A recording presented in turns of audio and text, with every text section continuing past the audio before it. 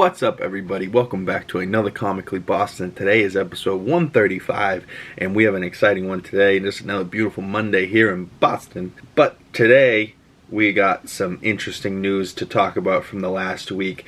Let's jump right into it. Giancarlo Esposito was recently talking to somebody in the press, and he keeps throwing out there that he wants to play Professor X. But what he also said is that he would like to do a version of the character where he's not sitting down in a wheelchair the whole time.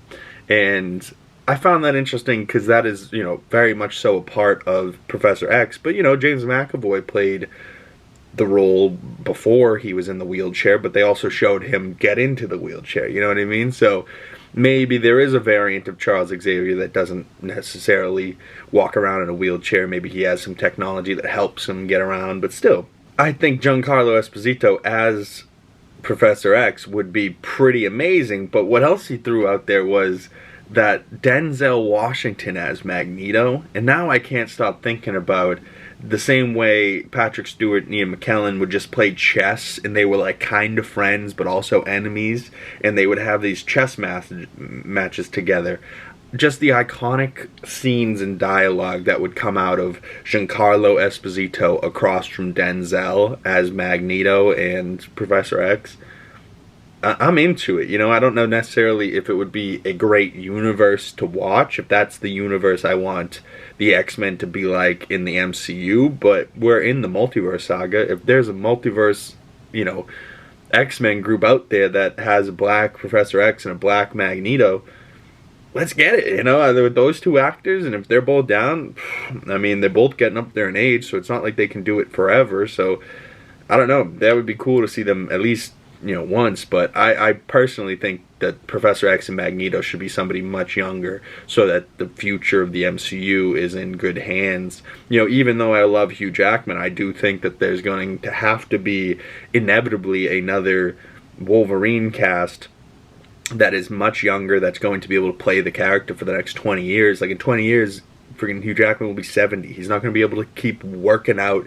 He's not going to be able to keep the Wolverine shape. And I think the Wolverine should be much more like the comic book. Short, a hairy, wiry beast, just like willing to be an animal at any moment, and Hugh Jackman encapsulates that. But Hugh Jackman's a big boy, he's like 6-something, he's ripped, like same amount of ripped, same amount of aggression, but he should be the small king that he was in the comic books, and with that being said, I'm still ecstatic to see Hugh Jackman back as Wolverine in July for Deadpool 3, but I don't know, comment below, what do you think of Giancarlo Esposito in that X-Men group? But speaking of X-Men, X-Men 97 is right around the corner, and I'm actually pretty hyped for it. The reviews so far that have come out for the first 3 episodes, for people that went to the premiere and saw the first, teasers, have all been unanimously good reviews as far as I've heard.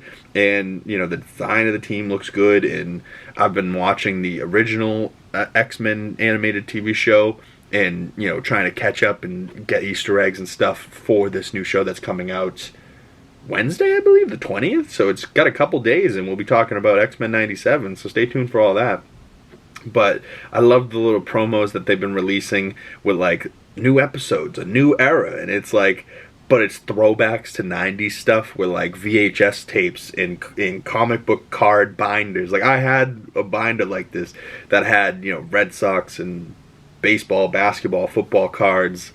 I never got into X-Men cards, but this looks so cool, like you got Cyclops Storm card, a Jean Grey card, Gambit, Rogue, Wolverine, Sideways card, Jubilee, what's that underneath there, Magneto maybe, Morph, just cool ass cards and stuff. But the 2-episode premiere is March 20th, this Wednesday, so stay tuned for that. We'll be talking about that on the channel, either in its own video this week, or we'll be talking about X-Men 97 next Comically Boston next Monday, so stay tuned for that, y'all. But possibly a bonus episode coming this week for talking about X-Men 97 after show, so stay tuned for that.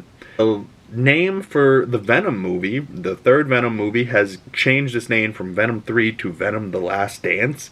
Now, people have been talking, is that a nod to Michael Jordan's The Last Dance documentary? I don't know. Maybe it's just along those lines of, this is the last hurrah for Venom. Like, he's not going to be doing another solo movie after this. Maybe it's the last dance between Venoms, and it's like Toby's Venom, Topher Grace Venom versus this Venom versus cartoon Venom. I don't know. I have no idea. But as far as the Sony movies, I have faith for Craven because I am a fan of Aaron Taylor Johnson and Russell Crowe. But it's still Sony, so it makes me incredibly nervous. But the Venom 3 movie, Tom Hardy's gotten, pretty good at least being Venom, so I did go see Venom 2 in theaters, and Woody Harrelson was fine, but the movie is just, at least it was short. It wasn't unbearable to sit through. But this third one, I'm kind of excited, kind of not, but mostly not just because it's Sony, and what are you going to do about that? And the whole thing that they did with the Venom 2 post-credit scene, bringing him into No Way Home and then just sending him back without the characters interacting. Very strange way to do that. You know what I mean? Like, why would you do that? I don't understand. But The Bear. Let's talk a little bit about The Bear right now. The Bear is a great show on Hulu. There's 2 seasons out currently right now. They're shooting season 3. And if you would not like to talk spoilers about The Bears, I'm sorry, skip right now. But a little bit of spoilers for The Bear. I'm not really going to be talking about the show, but I'm going to be talking about this picture that leaked. And the entire cast, Ebron, Suga, Tina, what's his name's roommate, Marcus's roommate, you got Carm, you got Fack, you got Richie, you got Sydney. I love this cast. I love it so much. The show is so good, and especially if you were someone like me that worked in the restaurant industry at one time, and you can really feel the tension, like, and you can remember back to nights like, oh yeah, I've had nights like that. The tickets keep coming in. People aren't saying corner. There's people bumping into people. People getting stabbed. You know what I mean? There's people bleeding. We need a med kit. It's wild stuff. But season 3 of The Bear, they're all suited up there, and they're at like a church. So I'm like, damn, they're at a funeral right now? Who the fuck died? And I was thinking about it a little bit more, and I'm like, damn, okay, so is this a flashback? And this is what's his name's funeral, Mikey's funeral, the brother that killed himself. Is this a flashback to them all being at his funeral, or is this a funeral for Marcus's grandmother that was ill in the 2nd season, which would be very sad. It started the 2nd season like that, very sad. So maybe this is how they start season 3. His grandma dies. Very, very sad stuff. But we've also heard recently that season 3 is so good and was going so well that they're going to film season 4 back to back. So they're filming 3 and 4. But I was also thinking, I was like, damn, they're probably flying through this shooting, especially 3rd season. They know how the kitchen works. They know how they want it shot. Really what they need is the scripts and just be able to let run, and the cast all knows each other at this point, so there's no like getting to know each other, getting comfortable around each other. They already are. So they probably flew through season 3, and then they were like, you know what, I have an idea for season 4. Let's just film season 4 right now. So they're doing bam bam 3 and 4 back to back. And then there was also rumors that 4 might be a movie. They might make a Bear movie. If that's the case, I don't want it. I think it does much better as a show, and it is so impactful as a show so far. To then make it a movie just seems weird. I would understand if you would want to make it a show, but like season 4 is one long episode, maybe. I don't know. I don't know. But I would feel weird watching this as a show, the whole thing on Hulu, and then all of a sudden I'm in the movie theater watching The Bear. I'd be like, what am I watching? But The Bear season 3 is apparently, if it's filming right now in March and it's going to be ready in June, that's not a whole lot of After Effects, visual effects type things, like a Marvel movie where you have months and months of a movie being in a can and they're working on the visual effects. What are the visual effects in a kitchen? Not much, right? So it's almost like Daredevil, where it's hand-to-hand fight scenes. They don't really need to add a whole lot of visual effects, maybe paint out a wire here or there. They don't even have to paint out wires in this. This is just people in a kitchen talking, right? So it's really just editing at that point. So The Bear season 3 comes in June, but also The Boys season 4 comes in June, and House of the Dragon season 2 comes in June. I'm ecstatic about all of those. And then I also heard news the other day that Power Book 2 Ghost, Tariq's story, is coming out with season 4, the final season. I believe that's also in June, but that might be in July. I might, 4-letter word, both that begin with J. It's one of those 2 months. But, stuff to look forward to there in the months of June and July and the months coming up. Very exciting stuff. Very happy to be looking forward to that. Recently, I just watched Wonka with Timothée Chalamet. Stay tuned for that movie review coming to the channel soon. Recent images have caught Timothée Chalamet in this old rundown outfit with a guitar, and he's walking on the streets. And there's also an image of him here in that same outfit with the guitar talking to James Mangold, one of my favorite directors of Logan, Ford vs. Ferrari.